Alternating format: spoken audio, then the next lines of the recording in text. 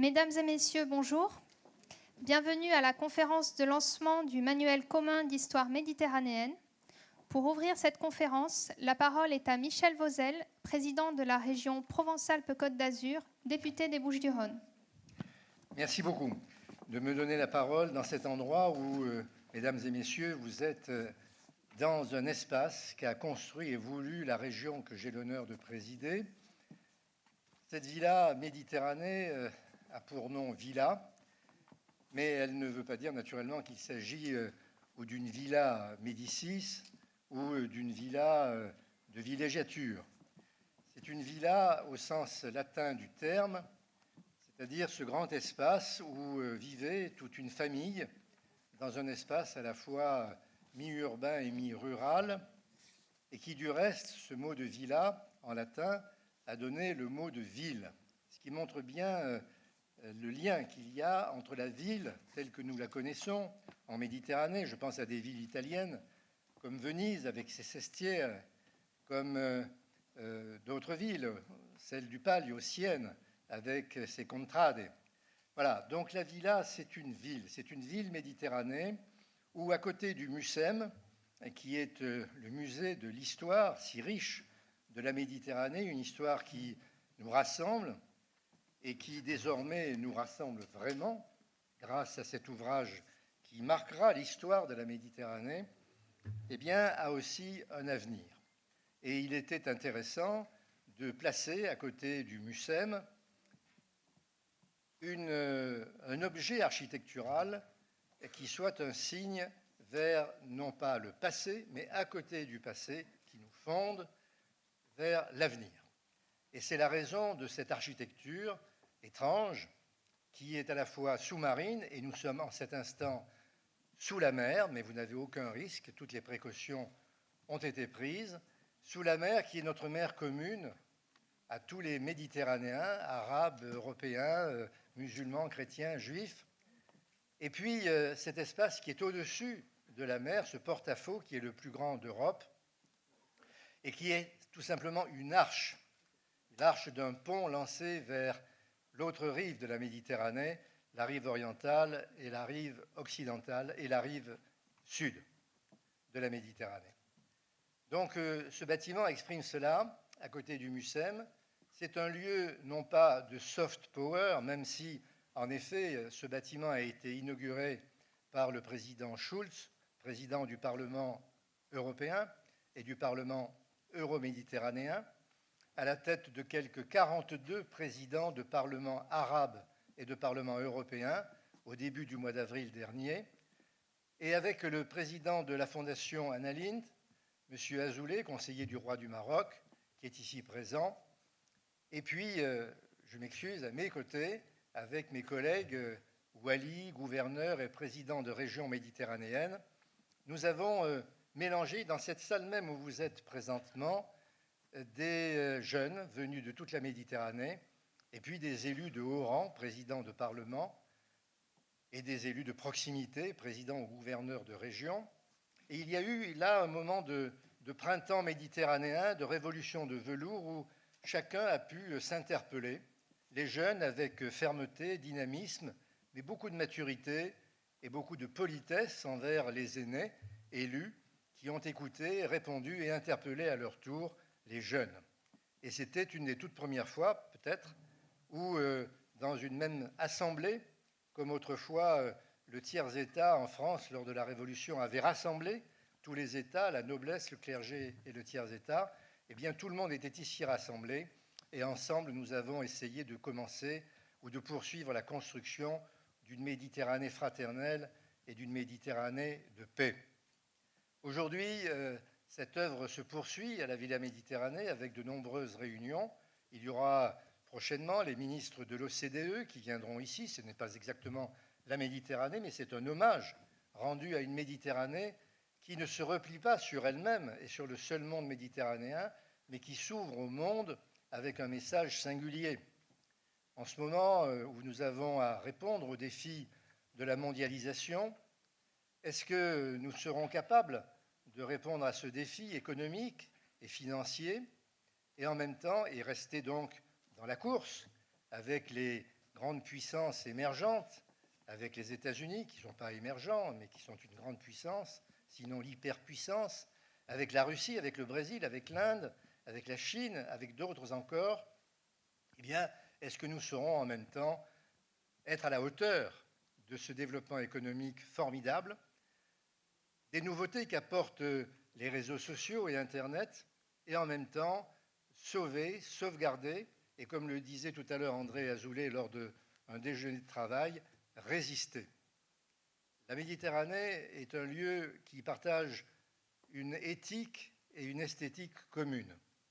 Et il faut qu'elle trouve les voies et moyens d'une unité, en tout cas d'une reconnaissance d'une communauté de destin entre ces peuples, qui lui permettra demain à nos peuples méditerranéens, de la France à l'Égypte, en passant par, et en les remerciant pour leur présence, les ministres qui sont ici présents, égyptiens, marocains, mauritaniens, les autres personnalités qui nous honorent de leur présence, venues de tous les pays de la Méditerranée, eh bien un message singulier, celui de la résistance. C'est un message qui a un écho particulier en France, avec ce qu'a été l'appel du général de Gaulle et la résistance en France face au nazisme et au fascisme, et aujourd'hui, face à des formes plus subtiles de totalitarisme financier ou technologique, nous avons à donner cet exemple de la résistance, de la morale de la résistance, qui est beaucoup plus positive et fertile que ne l'est la morale ou l'idée de la simple révolte, qui est déjà importante, ou de l'indignation, comme le disait et comme nous y invitait Stéphane Hessel. Résistance des pays qui ont été colonisés par un pays comme la France et qui, alors qu'elle a porté l'occupation sur les sols de peuples du Sud, a porté en même temps le message de la Révolution française et un message de libération, de résistance, de liberté. Et voilà qu'aujourd'hui, surmontant cette histoire, grâce à des militants comme Mostafa Hassani Idrissi, qui a été le directeur de l'organisation de cet ouvrage majeur sur l'histoire en Méditerranée, écrite, cette histoire, à la fois par des Arabes et des Européens, par des personnes de culture musulmane, chrétienne ou juive, et qui nous donne pour la première fois, comme ça a été le cas autrefois, mais c'était plus difficile sans doute encore, les Français et les Allemands qui ont édité et conçu un ouvrage franco-allemand de l'histoire, et bien là, il y a pour la première fois dans l'histoire de la Méditerranée un ouvrage qui est commun à tous les peuples de la Méditerranée et qui pourra être distribué dans tous les établissements d'enseignement des pays méditerranéens. Le ministre de l'Éducation nationale, M. Vincent Peillon, devait être présent. Il a été retenu à Paris par une actualité qui est celle que vous connaissez. Et je le regrette beaucoup personnellement parce que M. Peillon, outre ses qualités de ministre, est également un homme qui croit en la Méditerranée. Et lorsque j'ai rédigé le rapport que j'ai remis au président de la République à sa demande sur la Méditerranée des projets, que je lui ai remis en octobre dernier, eh bien, M. Peillon a été un ministre, je dois dire, militant. En tout cas, il s'est révélé tel à mes yeux lorsque je suis allé le voir pour lui parler du rôle que pourrait jouer un outil commun aux pays méditerranéens de formation professionnelle ou d'éducation nationale, qui respecte les identités, où aucun ne donnerait de leçons à l'autre, mais qui co-organiserait un projet qui serait porté par la jeunesse elle-même. C'est tout le symbole de cette Villa Méditerranée, ouverte, je le parlais tout à l'heure de l'OCDE, non seulement vers la Méditerranée, où chaque Méditerranéen est ici chez lui, mais la Méditerranée du monde, celle qui est ouverte au monde entier, parce qu'elle a apporté au monde entier son idée de la dignité de l'homme et de la liberté, et qu'elle a reçu du monde entier, et qu'elle recevra du monde entier beaucoup de messages encore pour faire progresser une éthique qui est rudement provoquée en ce moment par l'actualité économique, sociale et, je dirais, humaine et morale. Le ministre m'a demandé, mais monsieur le préfet de région parlera en son nom et vous lira son discours, mais il m'a demandé, en vous priant de l'excuser, de vous dire combien il militait avec nous sur ce projet méditerranéen de communauté de destin, d'une Méditerranée qui n'est pas celle de la violence ou des horreurs que l'on peut voir en ce moment dans des peuples qui sont en grande souffrance, notamment en Orient, mais une Méditerranée qui se construit et qui, si elle n'arrive pas à se construire à travers les grandes organisations internationales, et d'abord les Nations Unies, incapables depuis plus de 60 ans de régler le problème de la création nécessaire de l'État palestinien ou de la paix en Syrie ou dans d'autres espaces, eh bien, si les organisations internationales et la diplomatie d'État est trop empruntée en ce moment,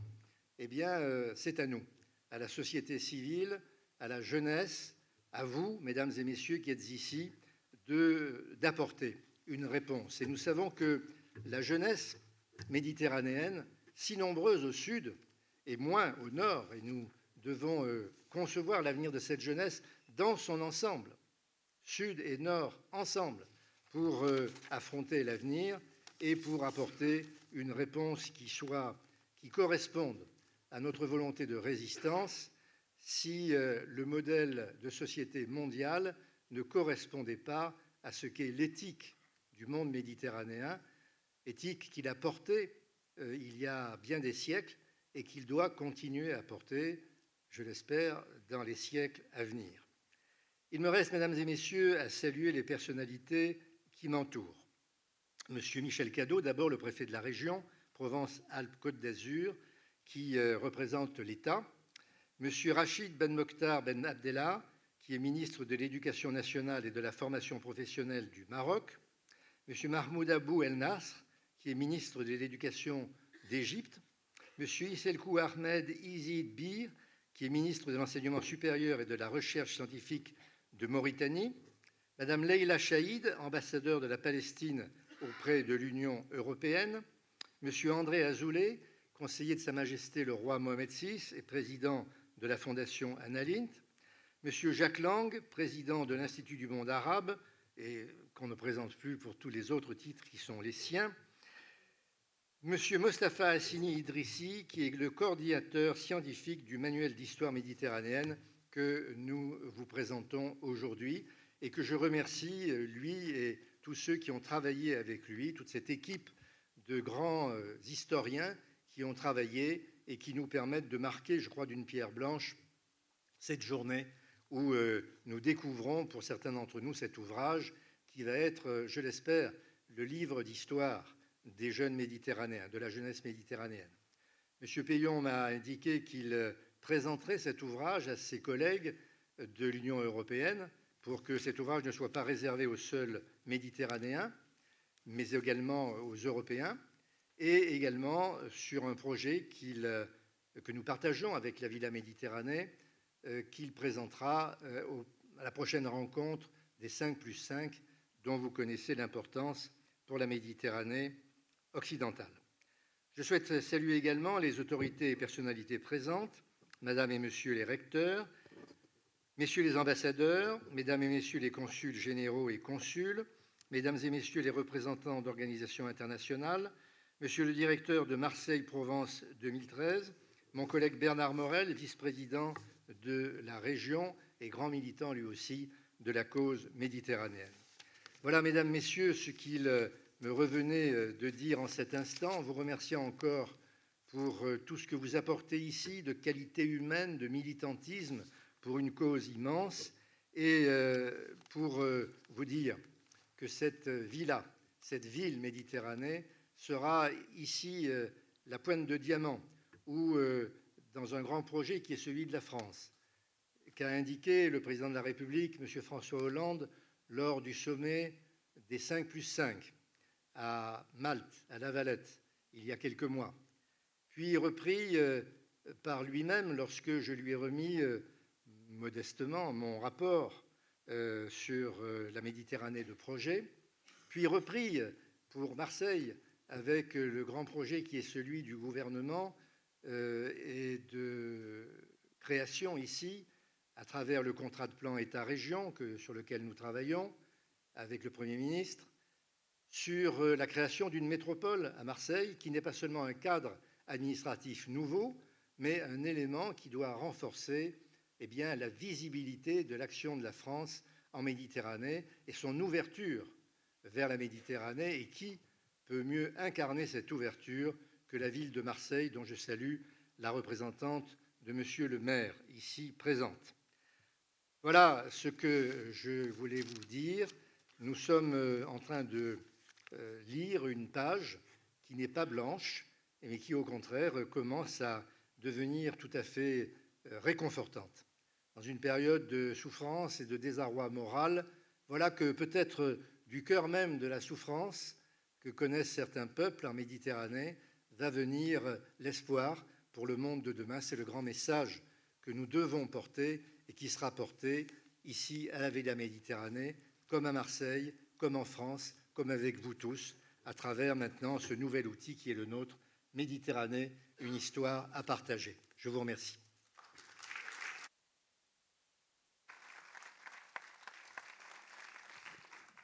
Merci, Monsieur le Président. Je suis heureux, comme journaliste et modérateur de cette table ronde, d'être présent parmi vous. Je voulais simplement, parce que dans ma vie professionnelle, j'ai parlé de mots très tard sur le service public de la télévision. En regardant cet ouvrage, il y a quelques mots qui m'ont intéressé. Par exemple, lieu privilégié de civilisation ou de métissage, par exemple, espace partagé, par exemple, perméabilité. Je trouve que tous ces mots sont intéressants dans l'intention qui a présidé à l'élaboration de cet ouvrage. Et puis je voulais, dans les remerciements aussi, peut-être saluer Mouloud, Dave, Pedro et Cyril, parce que j'ai bien compris que c'est à ces représentants des nouvelles générations qu'est destiné cet ouvrage. Et je pense que ceci est fondamental. Et puis deux choses pour aller très vite, puisque certains de nos invités sont dans l'urgence d'un avion à prendre ou d'un moyen de transport à prendre. Je me disais deux choses. Je me disais, en préparant cette rencontre, je me disais, ce manuel, finalement, permet de penser contre soi. Et si vous me passez la trivialité, permet de penser contre tous les clichetons qu'on peut avoir sur les bords de la Méditerranée, que ce soit au nord, au sud ou à l'est. Et une deuxième formule arrivait, parce que je relisais un texte hier de la philosophe Simone Weil, et elle a cette expression, et je trouve qu'elle va très très bien pour le propos qui nous réunit ici cet après-midi. Elle écrit la chose suivante: il y a toujours une faille en l'homme, c'est par là qu'entre la lumière. Et je trouve que le projet dont nous allons parler cet après-midi a bien à voir avec cette idée-là, plus immédiatement et plus matériellement. C'est un outil bilingue, et comme on dit aujourd'hui, pour être numériquement à la mode, c'est un outil augmenté, puisqu'il a évidemment sa prolongation sur une plateforme numérique. Je vais vous présenter tous les invités au fur et à mesure de leur intervention, mais je sais que Jack Lang a besoin de quitter assez rapidement cette table ronde. Et je voulais vous demander, Jack Lang, en tant qu'ancien ministre de l'Éducation, et c'est de ça dont il est question ici, avec ce livre pour les formateurs, aujourd'hui comme président de l'Institut du monde arabe, quelle est votre première réaction par rapport à la naissance de cet outil-là? Le micro est sur la table. Oui, merci. Non, je dirais, c'est l'espoir. Pour avoir donné naissance à un manuel franco-allemand, une histoire partagée, enfin, le mot n'est peut-être pas exact, pour une histoire vécue dans la violence souvent entre l'Allemagne et la France. Je souhaite que, évidemment, cet ouvrage ait un destin meilleur. Et peut-être que lorsque nous avons imaginé ce manuel franco-allemand, nous pensions d'abord aux élèves, ce qui est normal et légitime, et peut-être un peu moins aux professeurs ou aux éducateurs. Et ce qui me paraît différent, mais peut-être je me trompe, dans le projet qui a été imaginé ici, c'est qu'on se tourne d'abord vers les éducateurs, vers ceux qui pourront ultérieurement informer, apprendre et enseigner. Je pense que c'est à la fois plus ambitieux et plus modeste. Et en tout cas, c'est à mon sens un gage de réussite. Mais peut-être que je dis une bêtise et que l'ouvrage aura immédiatement une portée plus grande vers les élèves. Mais si déjà les professeurs des pays méditerranéens pouvaient s'en saisir, s'en emparer, en particulier sous l'impulsion des éminents ministres qui se trouvent parmi nous ici et dont l'action est prometteuse, ce serait un pas en avant extrêmement important. Voilà, je pense que peut-être le mieux est que le concepteur scientifique de cet ouvrage, ce magnifique ouvrage, puisse nous dire à l'instant comment il l'a conçu, selon quelle méthode et ce qu'il en attend. Et je le félicite pour avoir accompli ce travail scientifiquement, intellectuellement admirable. Alors justement, Mostafa Hassani Idrissi, vous êtes coordinateur scientifique du projet.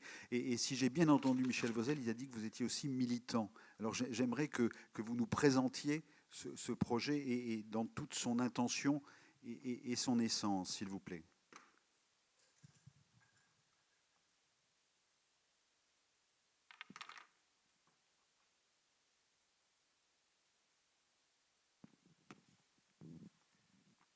Merci, Monsieur le Président.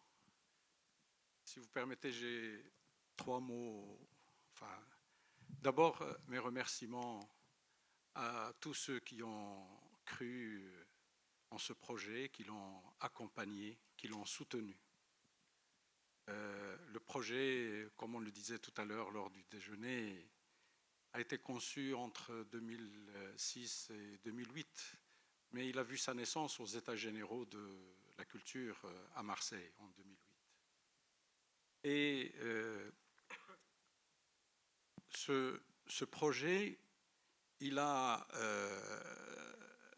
est apparu dans le sillage d'autres projets qui ont vu le jour. Et le point de départ, je pense, de toute une série d'initiatives, de colloques, de publications, ce sont les attentats du 11 septembre. À partir de cet instant, de cet événement, les éducateurs ont essayé de chercher comment éviter ce genre d'événement sur le plan de la formation des élèves. Et pendant assez longtemps, il y a eu des analyses, surtout des analyses de contenu, des analyses de manuels. On a essayé de chercher, d'analyser les représentations, les stéréotypes, etc. Donc c'était des analyses diagnostiques. On a essayé de trouver le mal. Mais des initiatives pour remédier au mal ont été assez rares. Mais néanmoins, elles ont existé. Et nous ne sommes pas les premiers avec notre initiative. Il y a, vous l'avez cité, le manuel franco-allemand, mais il y a aussi un manuel sur la Méditerranée, sur la mer Noire. Il y a aussi d'autres initiatives comme un guide pour les auteurs de manuels et bien d'autres. Celui-là, cette histoire de la Méditerranée, c'est une initiative ambitieuse, il est vrai. Elle est ambitieuse dans la mesure où elle touche une échelle beaucoup plus grande, qui essaye de dépasser l'échelle nationale et le point de vue national. Elle est ambitieuse par le nombre de participants à l'écriture de ce manuel, parce que ce sont de nombreux enseignants de différents pays, et il y a eu des réunions, plusieurs réunions. Et les participants dépassent le nombre d'auteurs, parce qu'on a eu l'Angleterre, l'Irlande, on a eu la Turquie, même s'ils ne figurent pas parmi les auteurs de ce manuel, mais qui avaient participé aux premières réunions, et on a échangé, et on a élaboré donc ce travail. Bon, donc c'est un travail ambitieux, mais d'un autre côté relativement plus facile que d'autres, parce qu'on s'est trouvé uniquement entre scientifiques. Les États étaient loin de nous, les politiques étaient loin de nous. On nous a laissé travailler en toute indépendance. Et je crois que c'est le secret de notre réussite. Nous avons pu travailler, discuter entre nous. On a cherché au départ à équilibrer pour chaque chapitre, qu'il y ait des représentants du Nord et du Sud. Est-ce que je peux me permettre de vous lire dans votre introduction? Vous écrivez ceci: c'est dire que ce manuel dépasse la question de l'autre pour aller vers une histoire partagée, interactionnelle. Le texte autant que la méthode de travail qui a présidé à son élaboration n'ont pas consisté à mettre en évidence le regard des uns sur les autres, du nord sur le sud ou inversement, mais à construire dans l'interaction constante un objet commun, pluriel et partagé. Démarche multiperspectiviste, dites-vous. Oui, exactement. Ce passage est très important parce qu'il exprime le point de vue des auteurs. Au départ, on était soucieux d'équilibrer entre le Nord et le Sud pour chaque chapitre, mais dès les premiers mois, on a oublié notre appartenance nationale. C'est l'appartenance scientifique qui a prévalu au niveau de l'écriture, et ce n'est pas du tout ni le regard du Sud vers le Nord ou du Nord vers le Sud, c'est une approche globale de l'histoire de la Méditerranée, qui place la Méditerranée dans une échelle beaucoup plus large, c'est l'échelle mondiale. Parce que pour comprendre les caractéristiques de cette histoire, on les saisit mieux en plaçant l'histoire de la Méditerranée dans un cadre beaucoup plus large.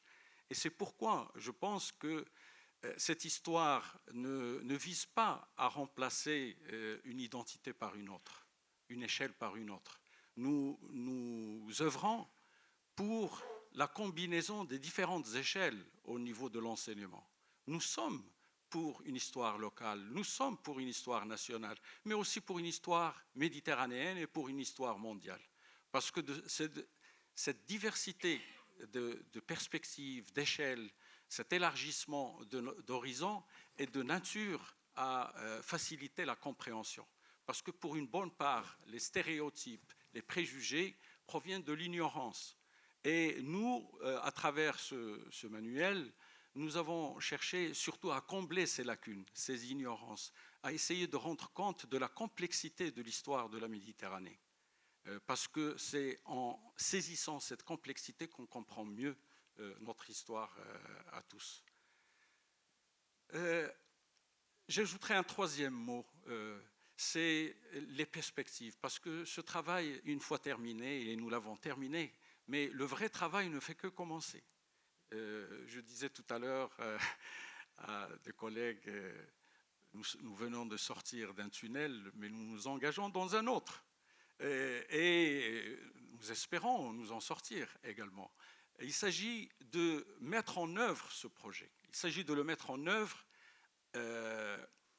Nous, auteurs, je m'adresse à mes collègues, il ne faut pas qu'on considère que notre travail est terminé. Il faut qu'on prenne notre bâton de pèlerin et qu'on s'adresse, et nous remercions Monsieur le Président de Provence-Côte d'Azur, Alpes-Côte d'Azur, de nous avoir invités et réunis avec les responsables de la Méditerranée. Donc nous devons prendre notre bâton de pèlerin pour nous adresser au gouvernement, aux États, mais nous devons le prendre également pour nous adresser à la société civile, aux organisations, à différentes institutions qui peuvent nous apporter une aide très précieuse à ce niveau-là. J'ai peut-être, si vous permettez, une question avant de faire tourner la parole. Est-ce que vous attendez à trouver, alors on a bien entendu la liberté dans laquelle vous avez pu travailler et votre indépendance par rapport à une intervention politique, quelle qu'elle soit. Est-ce que vous attendez à trouver beaucoup d'obstacles sur ces perspectives, donc sur ce travail qui n'est pas fini de votre point de vue? Et quels pourraient être ces obstacles? Parce que vous cassez quand même, vous avez parlé de stéréotypie tout à l'heure, vous cassez tous les clichetons, si vous me passez la trivialité. Est-ce que vous attendez à trouver des obstacles sur la route du développement de ce livre? Bon, nous ne sommes pas naïfs. Nous savons qu'il y a des obstacles. On peut trouver ici et là des obstacles parce que dans chaque pays, il y a des priorités identitaires, nationales. Si on prend le cas du Sud, on privilégie bien sûr l'histoire nationale et l'histoire arabo-musulmane. Au Nord, c'est l'histoire de la France, si on prend le cas de la France et de l'Europe. Donc il y a ces contraintes, ces traditions pédagogiques qui existent. Mais je pense qu'il y a un début d'ouverture. Dans les différents pays, on commence à comprendre que l'échelle nationale n'est pas une solution, qu'il faut absolument élargir. Il y a déjà des élargissements dans les manuels, dans les programmes, mais c'est fractionné. Il ne s'agit pas d'une approche globale de l'histoire. La Méditerranée, elle est présente dans les programmes, mais morcelée, divisée, ici et là. Ce n'est pas une approche globale comme nous la proposons aujourd'hui. Alors, notre espoir, c'est que ce manuel trouve sa voie vers la sphère scolaire des différents pays. Et, comme l'a dit M. Jacques Lang, nous nous adressons aux enseignants en priorité.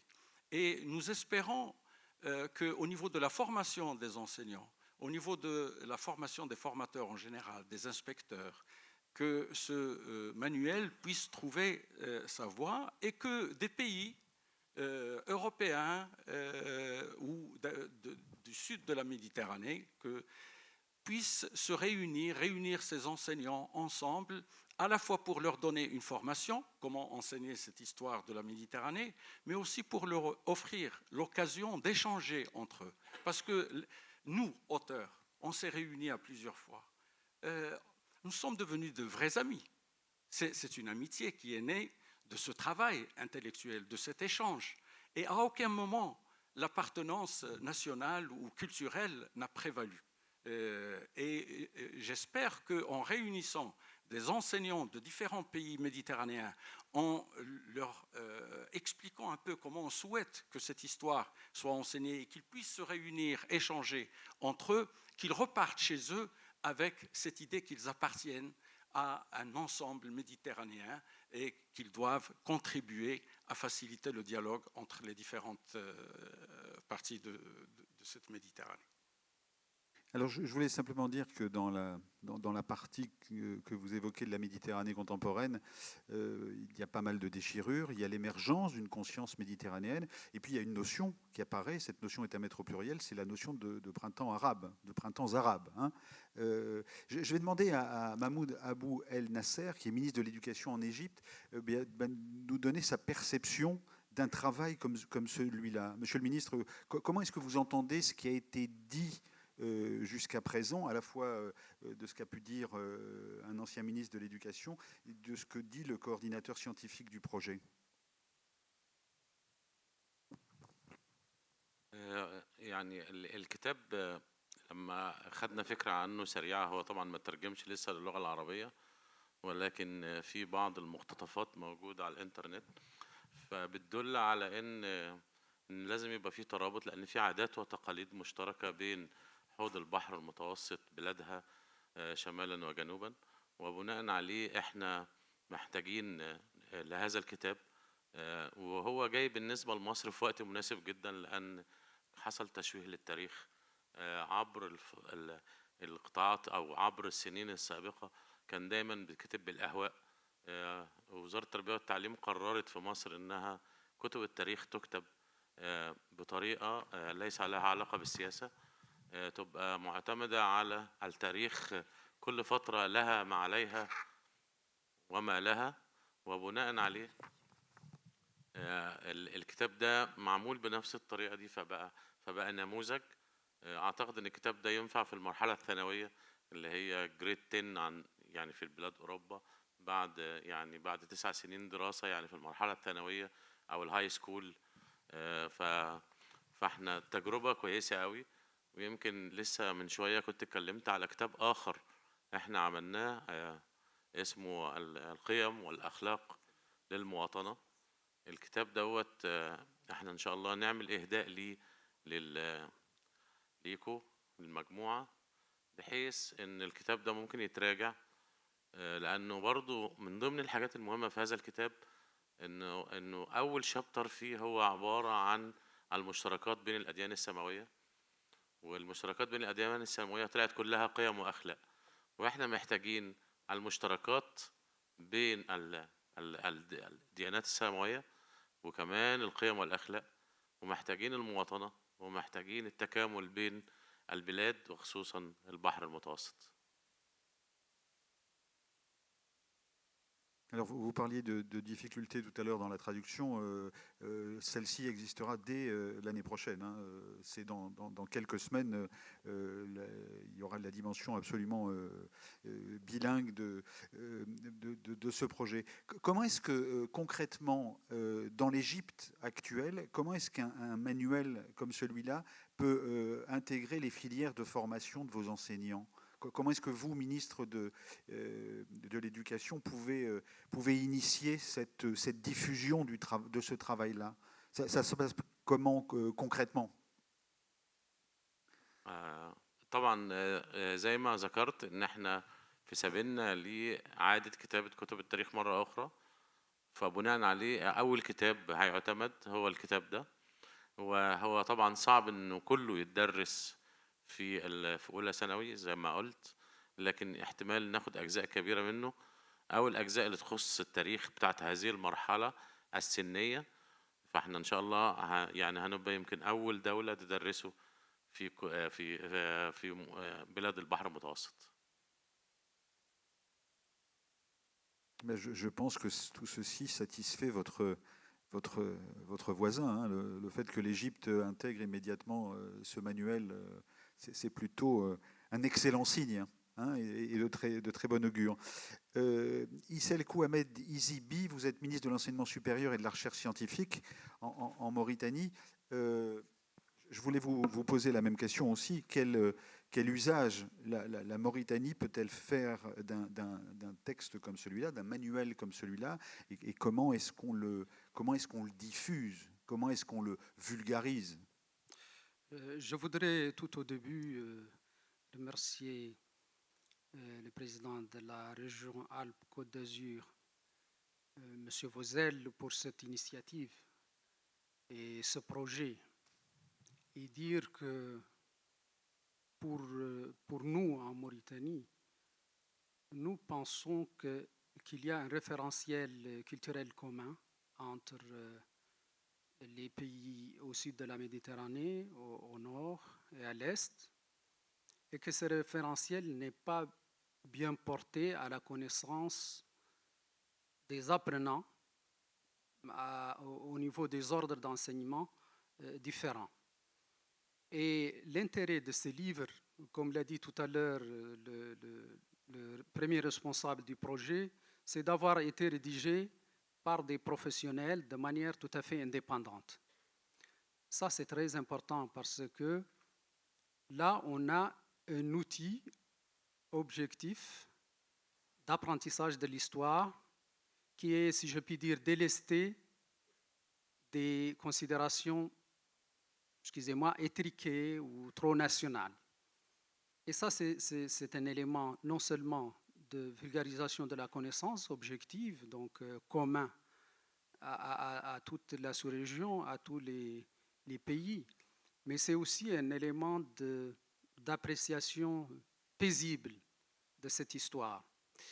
J'ai eu le loisir de feuilleter le livre la nuit dernière, et ce qui ressort de ce livre, c'est la continuité. On se rend compte que ce semblant de rupture que semble représenter la Méditerranée n'en est pas un, et que l'histoire des peuples de la Méditerranée est continue. Et si on regarde plus particulièrement cette histoire à travers l'angle scientifique, je dirais scientifique exact, on se rend compte que cette unité est encore plus évidente. On a l'impression réellement que sur le plan scientifique, sur le plan technique, sur ces plans-là, la Méditerranée a toujours été un seul espace, une unique société quasiment. Naturellement, il y a des déformations qui sont dues aux événements politiques, etc. Mais je pense que le mérite de ce livre-là, comme je l'ai dit, c'est de faire la part des choses et de se dire qu'on a énormément de choses à se partager. Pour nous, en Mauritanie, ce livre est très important. Comme je l'ai dit, il sera difficile de convaincre nos enseignants à l'adopter. Pourquoi? Parce qu'ils sauront par les biais notamment de la communication, par les biais des rédacteurs, que c'est le fruit du travail de professionnels libres. Et donc, c'est probablement le livre le plus crédible historique sur l'histoire de la Méditerranée. Et donc, nous allons tout faire au niveau de nos institutions, au niveau des départements d'histoire, au niveau de nos écoles normales, pour que ce livre soit vulgarisé, soit évalué, soit utilisé par nos enseignants et nos étudiants. J'ai peut-être une question sur cette idée qui est une des premières idées que vous développez dans votre introduction, qui est cette idée d'une utilisation de la théorie du choc des civilisations, plus ou moins bien exploitée, etc. Pour vous qui êtes mauritanien, comment est-ce que vous entendez parfois cet empêchement d'aller au nord ou cet empêchement d'aider le sud? Comment est-ce qu'on peut imaginer justement qu'on ne s'enquiste pas dans le choc des civilisations? En tout cas, si on en juge par justement ce regard historique sur les liens qui ont existé entre les milieux scientifiques, les milieux culturels, les échanges commerciaux, si on en juge par les multiples liens entre les universitaires d'aujourd'hui, hier et avant-hier, on se rend compte que ce choc des civilisations, ma foi, est je suis désolé de dire que c'est une vision de l'esprit plus qu'autre chose. Et que, y compris dans le domaine religieux, qui est souvent cité comme source de différence, il y a énormément de choses qui sont communes. Mais il faudrait, comme l'ont fait nos collègues historiens et didacticiens de l'histoire ici, que l'on prenne le temps d'expliquer aux gens qu'ils ont beaucoup plus de choses à partager et que de choses qui les séparent. Ça peut prendre un peu de temps. Hein. J'imagine que ce n'est pas votre voisine qui va vous démentir. Mais bon, on la laissera parler tout à l'heure. Rachid Ben Mokhtar Ben Abdallah, merci peut-être de réagir et de compléter ce qui vient d'être dit. Moi j'ai noté une très belle expression dans ce que vient de dire le ministre, c'était que dans ce livre, il avait senti une approche paisible. Et je trouve que l'expression est très belle. Non, oui. Merci de me donner la parole. L'approche paisible, oui, c'est vrai, et c'est tant mieux, parce que le sujet, lui, si je me réfère, je veux dire, à l'évolution historique de l'enseignement de l'histoire dans nos pays, on ne peut pas dire que c'était le cas. Tout d'abord, parce que l'histoire, je crois que ce n'est pas spécifique au Maroc, l'histoire est idéologique. On veut faire apprendre une certaine histoire pour certaines raisons, et ça a été le cas. Bien entendu, le début de l'histoire, si vous voulez, chez nous, c'est le protectorat. Et donc c'était une certaine histoire. Puis l'indépendance, avec une histoire inversée. C'est où il fallait faire un pont entre le Maroc avant le protectorat et le Maroc après le protectorat. Et puis, l'histoire, c'est une légitimation. Et tout ceci, bien entendu, s'est fait de manière assez forcée au niveau des manuels scolaires, mais aussi au niveau de l'accompagnement qui se fait sur le plan des médias, de télévision, etc. Aujourd'hui, je pense que, en ce qui concerne le Maroc, nous sommes rentrés déjà depuis quelque temps, je pense de plus d'une dizaine d'années, dans une situation qui est paisible, justement. En ce sens que le combat politique, aujourd'hui, on peut dire tel qu'il était avant les années 90, est enterré. Nous sommes dans une phase où notre pays reconnaît les valeurs universelles comme étant les fondamentaux du pays, et cela est essentiel.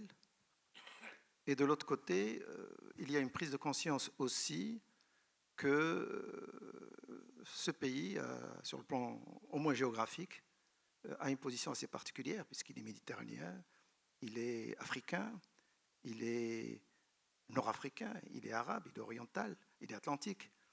et que ceci, justement, est une chance. Et cette chance, je pense que les Marocains sont prêts à la jouer, et notamment les jeunes.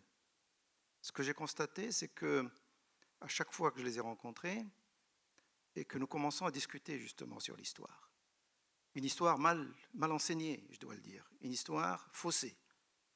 Et lorsque on parle de la Méditerranée, des racines, je dirais, méditerranéennes, des valeurs méditerranéennes, la question inévitablement qui revient, mais pourquoi on ne nous a pas dit ça? Est-ce qu'il y a mieux que ça comme attente de la jeunesse vis-à-vis d'une autre manière de dire l'histoire? Et je crois que c'est là où on nous rejoignons au niveau de ce livre. Pourquoi? Parce que justement, le livre a laissé de côté, je dirais, l'idéologie, il a laissé de côté les événements en eux-mêmes et s'est attaqué à ce que la Méditerranée a travers le temps, je dirais de manière, très détachée d'une certaine façon. C'est ce que j'ai perçu. Il n'y a pas de parti pris. Eh bien, cette Méditerranée, comment elle a évolué, qu'est-ce qu'elle a apporté? Il y a des sauts, je pense. Par exemple, la période coloniale ont été en quelque sorte plus survolées qu'approfondies, puisque ce sont des événements tragiques et on n'a pas voulu faire ressortir peut-être ces éléments-là. Mais dans le fond, et avec les études de cas, on se retrouve finalement avec une histoire prête à être portée. Je crois que c'est très important. On a parlé d'enseignement. Moi, je crois qu'au-delà de l'enseignement, il faudrait faire découvrir cette histoire.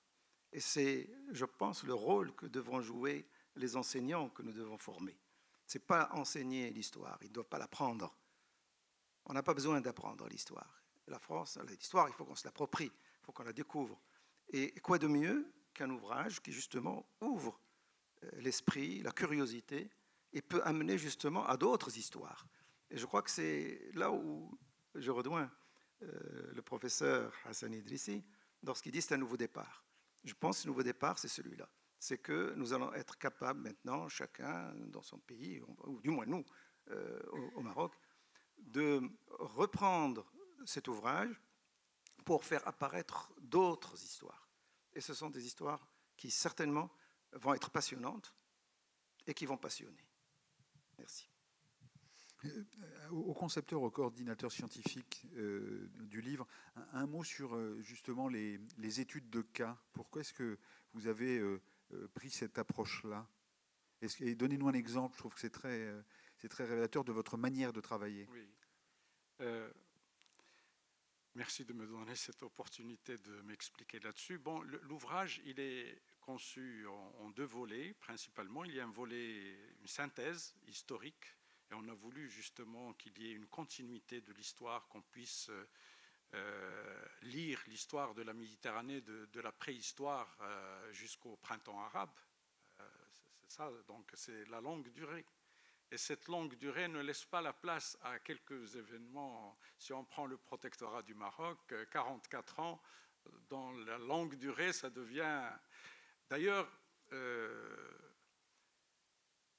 y a un colloque qui va se tenir en 2014. Une association internationale didactique organise un colloque. Et j'ai proposé de discuter la question des conflits dans cet ouvrage. Parce que l'échelle, quand c'est une échelle large, elle fait en sorte que des conflits ne sont pas abordés de la même manière. Que ce soit la Première Guerre mondiale, la Deuxième Guerre mondiale, bien d'autres conflits ne ressurgent pas, n'apparaissent pas d'une manière claire et nette comme on peut le trouver dans des manuels d'histoire nationaux. Alors pour ce qui est des études de cas, on a voulu concilier entre une approche de la macro-histoire, qui est celle de la synthèse, et de la micro-histoire, en quelque sorte, de nous attarder, de zoomer sur quelques études de cas. Et de cette façon, par exemple, on zoome sur l'émancipation des pays du Maghreb. Il y a une étude sur l'émancipation et on aborde la guerre d'Algérie, le manifeste de l'Istiqlal au Maroc, etc. On aborde également l'expédition d'Égypte. L'expédition d'Égypte qui fait que voilà une expédition porteuse à la fois d'un projet colonial, les prémices d'un projet colonial, mais en même temps en même temps les principes de la Révolution française. Et ce qui fait que les réactions en Égypte étaient partagées, faites de mélange entre l'admiration et le rejet. Donc c'est une approche qu'on permet de voir. La même chose, une autre approche pour l'histoire moderne, on prend Mehmed Effendi, un ambassadeur ottoman qui va en France à l'époque de la Régence, et il rend compte dans une relation de l'évolution de la France. Pour la première fois, pratiquement un ambassadeur ottoman qui admire. Auparavant, il y avait un certain mépris pour l'Europe chrétienne, etc. Et voilà un ambassadeur au début du XVIIIe siècle qui rédige une relation et où on voit de l'admiration, etc. Donc, voilà des études de cas qui permettent de comprendre les changements qu'il y a de part et d'autre de la Méditerranée. Donc, ce type d'études de cas, il est à la fois propice pour l'apprentissage de l'histoire et destiné directement aux enseignants, mais en même temps, ça permet d'aller de façon précise, ponctuelle, à certains événements particuliers. Merci. Leila Chaïd,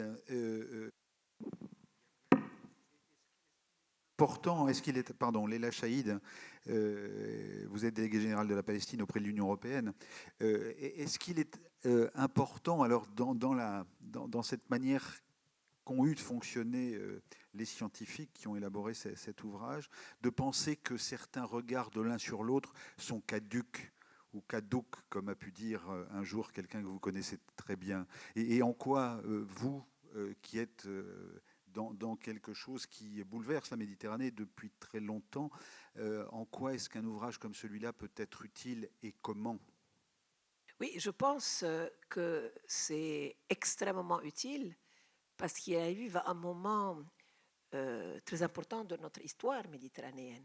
Je dirais qu'il arrive presque un peu en retard puisqu'on a commencé les projets politiques de la Méditerranée avant de faire ce travail. Ça aurait été plus logique qu'on ait ce travail déjà avant qu'on ne lance nos projets. Mais bon, c'est comme ça que fonctionne l'histoire et donc il n'est jamais trop tard pour bien faire. Je pense que cet ouvrage est très important parce que le choix fait par les scientifiques n'est absolument pas celui seulement du regard qu'on a ou le regard de l'autre. C'est pour ça que j'aime bien votre expression que c'est vraiment une invitation à penser contre soi. Mais ça ne délégitime pas du tout les autres lectures de l'histoire qui sont encore un peu nationalistes, je dirais. On ne peut pas aller plus vite que le temps. Et j'ai beaucoup aimé comment le ministre marocain a parlé de l'évolution de la réflexion des étudiants, des intellectuels au Maroc moi je suis absolument émerveillée. Moi qui ai vécu 15 ans au Maroc, je suis arrivée, la langue berbère n'était même pas à la radio. Je fais un voyage au Maroc il y a une semaine. Maintenant, la langue berbère est dans toutes les expressions, sur les murs, à la radio, il y a un centre d'études berbères et pour moi, c'est une immense évolution. Et je pense que dans les pays où il y a des conflits, comme en Palestine, ou aujourd'hui en Syrie, je pense qu'il faudra laisser le temps au temps. Mais je pense que la Méditerranée est une nécessité pour les pays riverains, surtout ceux qui souffrent le plus, ça veut dire ceux qui sont encore dans le conflit, dans la guerre. Et je crois que nous avons besoin de ce regard des scientifiques qui ont travaillé ensemble, comme ils ont dit, non seulement en équipe, mais d'une certaine forme, libérés de leur identité nationale.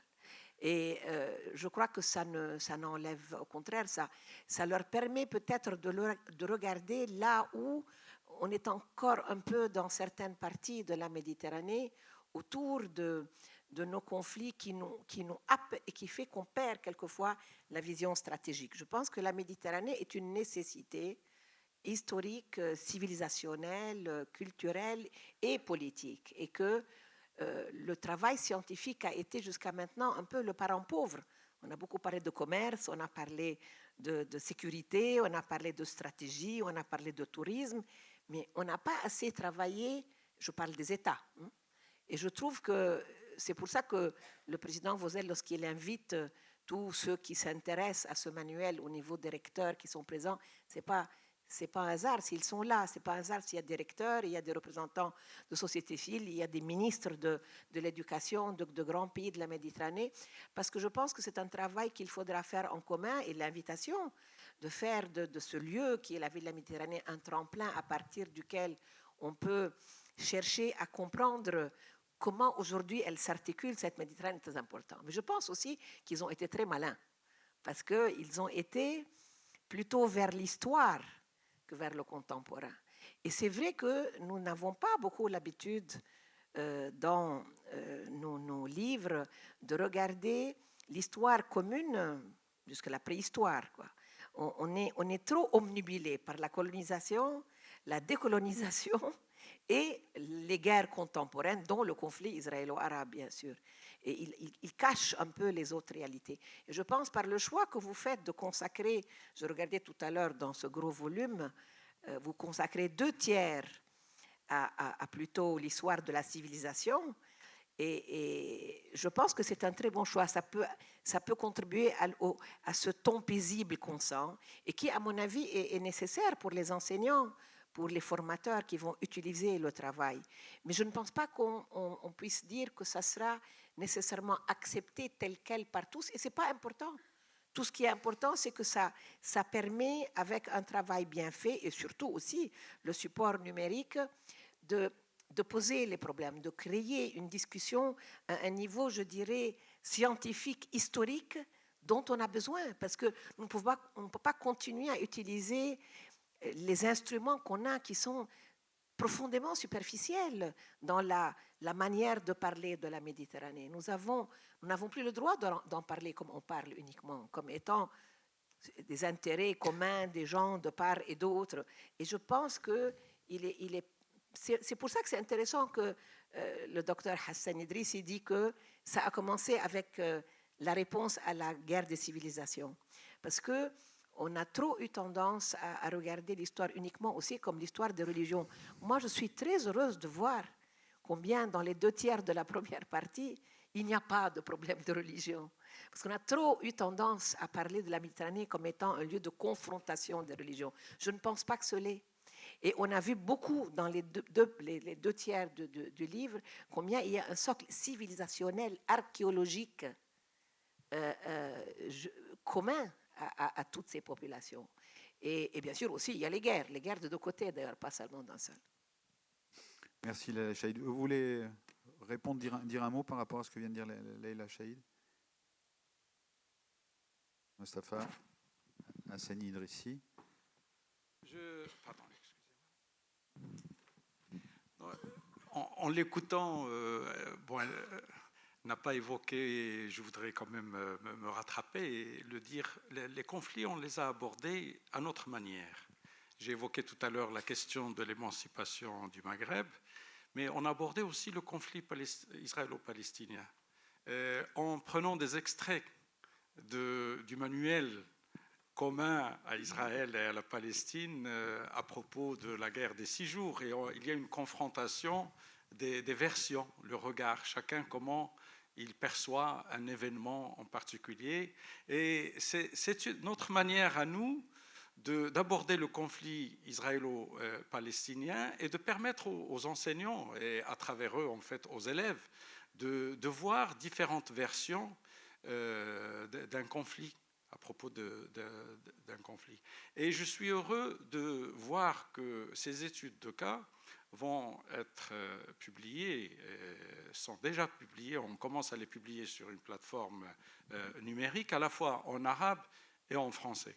Et on a pu, ce qui n'apparaît pas dans l'ouvrage, c'est qu'il y a des pistes didactiques qui accompagnent les documents et qui montrent aux enseignants comment on peut exploiter justement ces études de cas avec les élèves. Puis on peut imaginer qu'un jour, dans les études de cas, il y aura aussi cette idée que des gens meurent parce qu'ils ne réussissent pas à atteindre le rivage. Et je pense que ceci est aussi un problème qui est posé à la Méditerranée dans la manière... Une des études de cas montre justement ces clandestins qui traversent la Méditerranée et qui meurent. Donc c'est un des sujets que nous avons évoqué à travers l'étude de l'immigration. Il y a une étude de cas sur l'immigration, il y a une autre étude sur les problèmes de l'environnement de la Méditerranée. Donc on a essayé, les études de cas nous ont permis justement de multiplier les approches, les événements importants de la Méditerranée, et nous avons cherché à travers ces études de cas à la fois à diversifier les périodes, ne pas nous concentrer sur une période, et à diversifier la géographie. Ce qui fait que pour chaque période, on essaie de voir différents événements qui touchent l'ensemble de la Méditerranée pour que les pays riverains se reconnaissent dans ces études de cas. Qu'on ne reste pas cantonné qu'au Maghreb ou qu'à l'Europe, etc., mais c'est assez diversifié. Ni étriqué, ni trop national, comme disait tout à l'heure le ministre mauritanien. André Azoulay, vous êtes président de la Fondation Annalinde. Qu'avez-vous entendu jusqu'à présent et comment vous pouvez contribuer à enrichir la discussion que nous venons d'avoir? Je ne sais pas si je vais l'enrichir, mais je vais quand même préciser une chose. Ce livre n'est pas publié dans un temps et dans un espace qui serait celui de l'invocation ou de la visite à la Méditerranée, qui serait celle de la sérénité, ou celle simplement de la mémoire du temps des Lumières. Il faut dire les choses comme elles sont. Nous sommes dans un moment, nous sommes dans un espace, nous sommes dans un temps qui sont ceux de la régression, de l'archaïsme et de la fracture. La Méditerranée, je crois que le moment était enfin venu qu'il y ait un discours de vérité, un discours historique et une remise en ordre de la référence méditerranéenne. Michel Vozel l'a dit tout à l'heure, j'ai parlé, il y a quelques instants, de cet ouvrage comme un ouvrage de résistance. Parce que il nous a longtemps manqué. Nous n'avions pas ce référentiel qui va de la préhistoire au temps des Lumières et aussi à la période contemporaine qui serait celle d'une Méditerranée porteuse de valeurs, porteuse d'universalité, porteuse de modernité, porteuse de justice et de dignité partagée. Vous introduisiez ce débat tout à l'heure en évoquant quelques termes de l'introduction d'espace partagé ou de perméabilité. Tout ceci n'existe plus, tout ceci a volé en éclats. La Méditerranée, dans l'actualité de tous les jours, dans nos journaux ou dans nos télévisions, elle est celle de la tragédie. Elle est celle d'une histoire qui s'écrit en lettres de sang. Elle est celle de Lampedusa. Elle est celle de toutes les régressions, à la fois idéologiques, spirituelles, culturelles et politiques, idéologiques aussi. Donc là, nous avons un instrument qui nous dit que cette Méditerranée-là, dans l'écriture contemporaine que nous en avons, elle a été trahie. Elle a été mutilée, amputée et utilisée ou instrumentalisée par rapport à son histoire. L'un des mots qui est utilisé dans la dernière partie du livre pour catégoriser ou pour caractériser cette période, c'est le mot déchirure. C'est le mot déchirure qui est utilisé. Déchirure et mutilation. On n'a plus le droit de parler de Méditerranée aujourd'hui en restant dans l'actualité, dans le contemporain. C'est une trahison. C'est une trahison. Et là, je crois qu'il y a, avec cet ouvrage et d'autres, une démarche ou une dynamique qui se crée, qui est celle de la reconquête, celle de la réappropriation et celle d'un discours qui fonde sa légitimité et sa vérité sur la vraie histoire de la Méditerranée. Mais nous avions oublié, ou nous n'avions pas fait l'effort, justement, de résister à l'instrumentalisation qui a été faite des valeurs méditerranéennes, au nord comme au sud. Mais la fracture, elle est réelle. Elle était d'autant plus douloureuse et elle a été d'autant plus longue et profonde et souvent tragique qu'il n'y avait pas de référentiel vrai. Cet instrument, il est à la fois pédagogique, mais il est aussi politique. moi je n'ai pas de frilosité à le dire. Ça n'est pas obscène que de le lire politiquement, parce que nous en avons besoin. Nous en avons besoin. Et je crois que c'est Ibn Arabi qui disait que les hommes sont les meilleurs ennemis de ce qu'ils ignorent. Là, on ne pourra pas ignorer. On a un ouvrage qui est légitime, on a un ouvrage dont nous avons besoin, et on a un ouvrage qui s'inscrit dans une dynamique, et je le situe dans une perspective beaucoup plus large. Il vient d'être édité il y a quelques semaines, la première encyclopédie de l'histoire du judaïsme et de l'islam des origines à nos jours. Ça n'existait pas. Et Dieu sait qu'entre musulmans et juifs, nous sommes dans un temps où tous les jours, le référentiel ou l'actualité ou la littérature ne sont que celles de la fracture. Mais l'histoire est beaucoup plus complexe et beaucoup plus contrastée. Mais il faut reprendre la parole, et il faut reprendre son stylo pour que dire l'histoire de la façon beaucoup plus complète et beaucoup plus profonde et beaucoup plus vraie que ce que nous dit simplement l'actualité du jour. L'histoire est irréfragable. Elle ne se réécrit pas en fonction des aléas du moment. Et pour que ces aléas du moment soient gérés peut-être différemment, gouvernés différemment, on a besoin de la profondeur historique. Question par rapport à ce que vous venez de dire, à ce qui est important. Qui peut réellement porter un tel projet ? Parce qu'on imagine bien que le politique peut être, sinon piégé, du moins retenu par l'économique, par exemple. Donc, de votre point de vue, qui est le premier utilisateur d'un outil comme celui-là ? Je ne suis pas très objectif dans la réponse que je vais apporter, parce que mon institution, celle que je préside, elle est celle de la société civile. Au risque de choquer, je veux dire qu'aujourd'hui, les espoirs, ou même le bon sens, sont souvent mieux portés et plus profondément ou véritablement exprimés quand ils viennent de la société civile que du politique. Et je crois que c'est la société civile qui saura aujourd'hui à la fois s'exprimer, allumer les clignotants, mobiliser et exiger de sa représentation politique de revenir peut-être à une autre conception, une autre ambition, une autre vérité dans la reconstruction et la reconquête de ces valeurs méditerranéennes que nous avons abandonnées ou que nous avons trahies. Et donc, encore une fois, cet ouvrage n'intervient pas, n'est pas publié à un moment de neutralité. Cet ouvrage ne peut pas être neutre. La Méditerranée aujourd'hui, et pas seulement dans l'espace méditerranéen, est l'endroit du monde où toutes les tensions, tous les conflits, toutes les fractures convergent.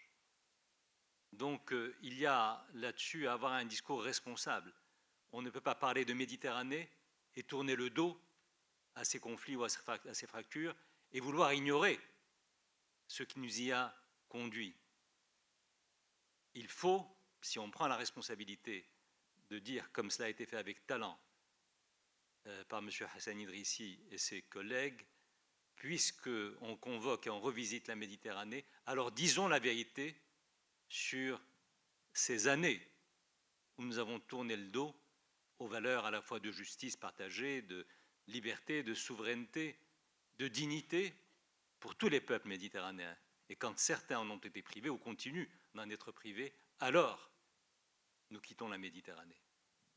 Merci, merci Monsieur Azoulay d'ouvrir le débat de manière aussi radicale, aussi substantielle, pas seulement celui de cette table ronde, mais celui des tables rondes qui vont suivre en fin de journée et demain matin. On va essayer de conclure cette première rencontre. Monsieur Vozelle, vous vouliez ajouter quelque chose avant que je cède la parole au préfet ou non?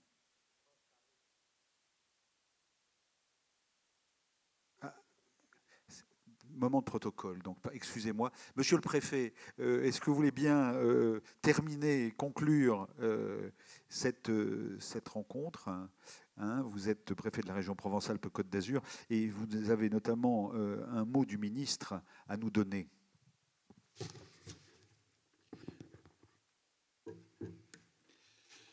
Bien sûr, avec plaisir, monsieur le député, président de région, cher président Vozelle, madame le maire adjoint de Marseille, madame l'ambassadeur de la Palestine auprès de l'Union européenne, messieurs les ministres de l'Éducation de l'Égypte, du Maroc et de la Mauritanie, monsieur le président de la Fondation Anna Lindh, monsieur le recteur de l'Académie d'Aix-Marseille-Provence, mesdames et messieurs les professeurs, auteurs, participants au projet de ce manuel commun d'histoire méditerranéenne que nous baptisons aujourd'hui, mesdames et messieurs, chers amis venus aujourd'hui à Marseille.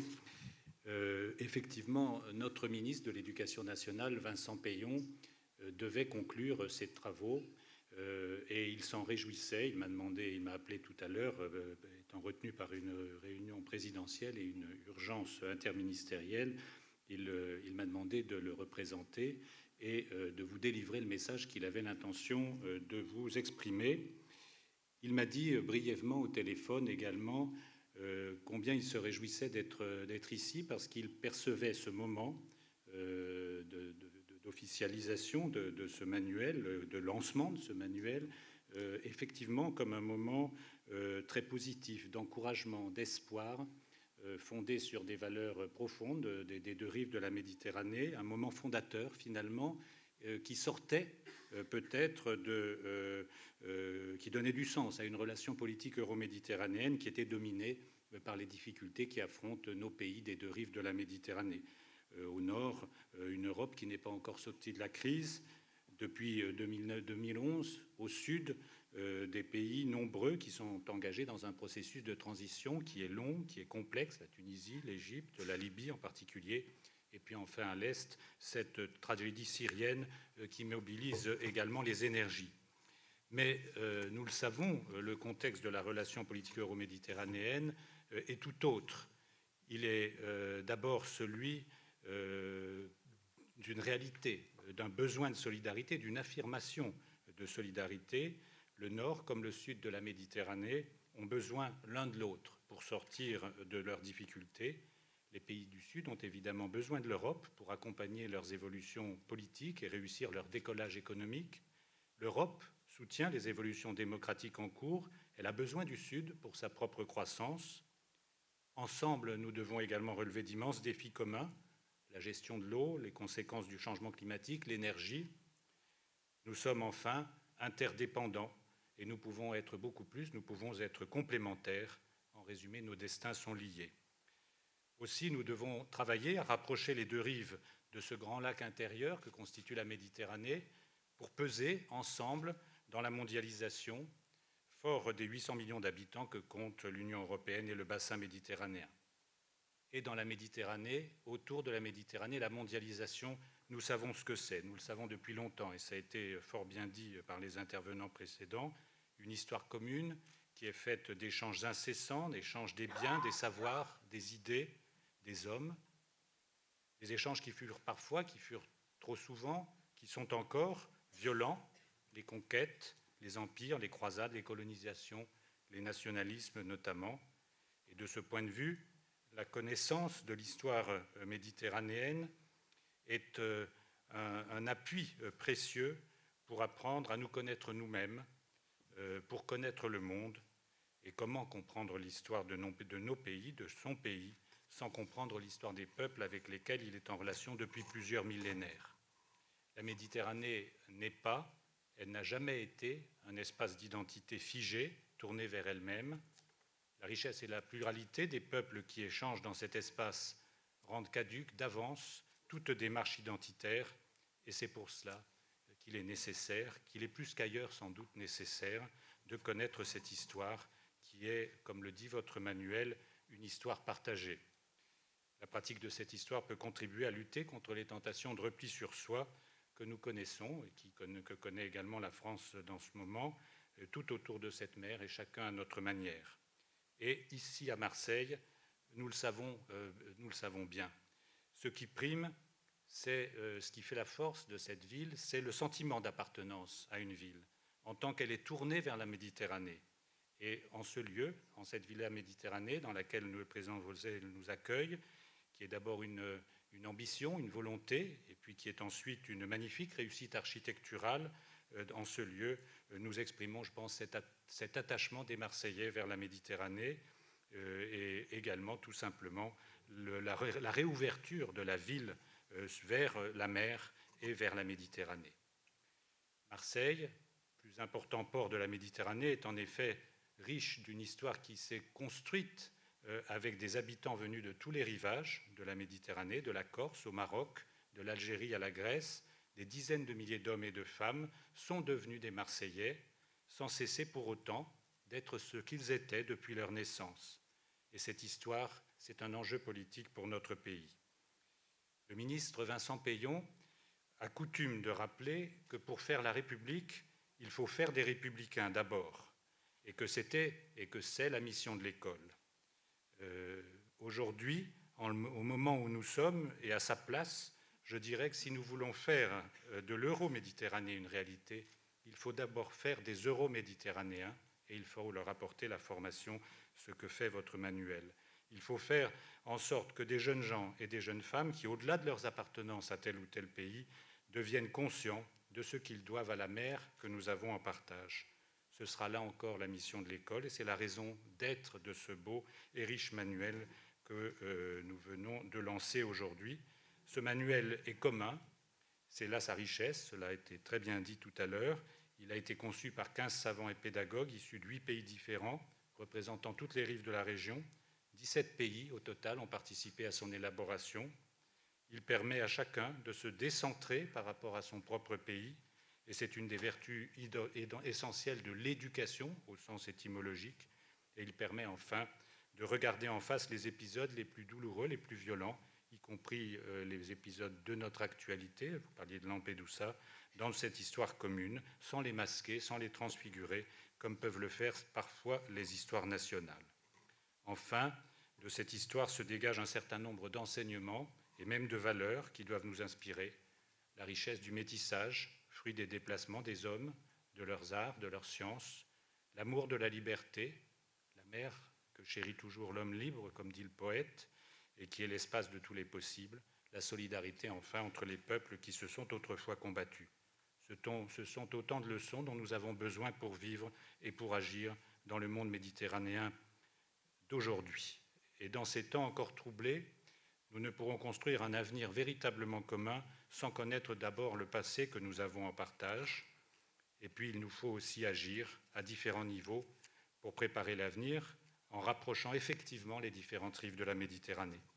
Nous devons d'abord développer des projets concrets de coopération à géométrie variable sur des thématiques précises, l'énergie, l'eau, les transports, donner corps à la Méditerranée des projets souhaités par le président de la République, François Hollande. Nous devons aussi tirer parti de notre complémentarité économique en développant la colocalisation industrielle. C'est une voie sur laquelle la France est résolument engagée. Et nous devons enfin encourager les initiatives de la société civile. Effectivement, cela a été également dit tout à l'heure dans la table ronde, s'appuyer sur les associations, sur les collectivités, sur ceux qui contribuent puissamment à tisser des liens entre les pays et entre les peuples. C'est avant tout par le bas que se construira l'espace commun de la Méditerranée, et il faut à cet égard saluer le rôle important joué par la Fondation Anna Lindh et l'Assemblée régionale et locale euro-méditerranéenne. Enfin, et pour terminer, nous devons surtout placer la jeunesse au cœur de notre action et de nos priorités. Michel Vosel a récemment formulé, en remettant son rapport au président de la République, des propositions stimulantes à cet égard, et le ministre souhaitait vous dire que le gouvernement s'appuiera sur ces propositions pour concrétiser cet objectif. Faire de la jeunesse notre priorité, cela signifie évidemment avant tout éduquer nos jeunes dans le respect des valeurs de tolérance, d'humanité, de liberté et de partage qui sont celles de la Méditerranée, rappeler finalement ces valeurs, comme le disait M. Azoulay, et de ce point de vue, l'école a un rôle essentiel à jouer évidemment. Le ministre tient à vous dire que des outils comme ce manuel commun d'histoire méditerranéenne qui contribue puissamment seront encouragés et qu'il veillera à sa plus large diffusion dans le système éducatif français comme dans l'ensemble des pays de l'Union européenne et du bassin méditerranéen. La connaissance et la compréhension de la diversité des cultures passent aussi par l'apprentissage des langues étrangères, et sur ce point, M. Peillon donnera une nouvelle impulsion à l'apprentissage de l'arabe en France. Faire de la jeunesse notre priorité, cela signifie aussi mettre l'éducation et la formation au cœur de nos coopérations, qu'elles soient bilatérales ou multilatérales. C'est une nécessité pour lutter contre le chômage élevé des jeunes générations, qui touche de très nombreux pays, au nord comme au sud de la Méditerranée. Partout, cette situation se nourrit à la fois la misère, le désespoir, l'extrémisme et le repli sur soi. Il ne faut pas l'accepter, et le domaine de l'enseignement et de la formation professionnelle représente évidemment un enjeu particulier. C'est pourquoi le ministre de l'Éducation nationale proposera en France au ministre de l'Éducation du groupe 5+5 de se réunir afin de travailler ensemble sur cette problématique. Faire de la jeunesse la priorité, cela signifie enfin favoriser les opportunités de rencontre entre les personnes pour tisser des liens, pour faire en sorte qu'ils soient plus forts. Et c'est pourquoi nous devons encourager et développer la mobilité des jeunes autour de la Méditerranée, en particulier à des fins d'études ou d'apprentissage, pas seulement du sud vers le nord, mais également du nord vers le sud. De ce point de vue, je me réjouis du lancement de la plateforme Euromed Mobilité par l'agence Europe Éducation Formation France, en partenariat avec la région Provence-Alpes-Côte d'Azur, qui rassemble toutes les opportunités de mobilité sur un site unique.